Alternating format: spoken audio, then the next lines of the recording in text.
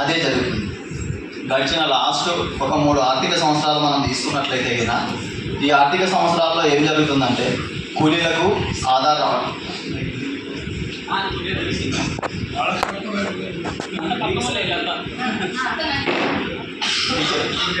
वो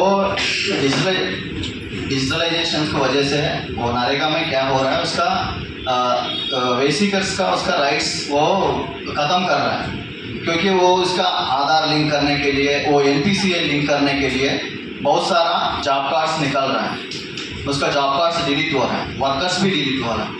last 2-3 financial में बहुत ज़्यादा हो रहा है। वो 2022-23 में खाली तेलंगाना स्टेट में अराउंड 17.1 लाख वर्कर्स का डिलीट किया तेलंगाना में। और NMMS ऐप के बारे में वो इम्प्लीमेंट करके उससे वो उसका वो गवर्नमेंट ऑफिसर्स ने बोल रहा है, इसके लिए वो NMMS ऐप आ रहा है। वो NMMS ऐप से बहुत सारा पारदर्शिता आती है, इसका वजह से वो NMMS इम्प्लीमेंट हो रहा है बोल रहा था। इसका वजह से लोगों का बार बार वर्कसाइट की जाना पड़ रहा था।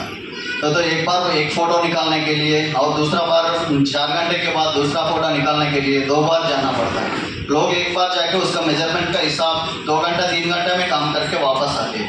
वो NMMS का वजह से 2 बार जाना पड़ता है। और एक चीज़ है, उसका NMMS जब आया है तो तब से वो मैनुअल मास्टर्स देने के लिए बहुत मुश्किल हो रहा है ग्राउंड में।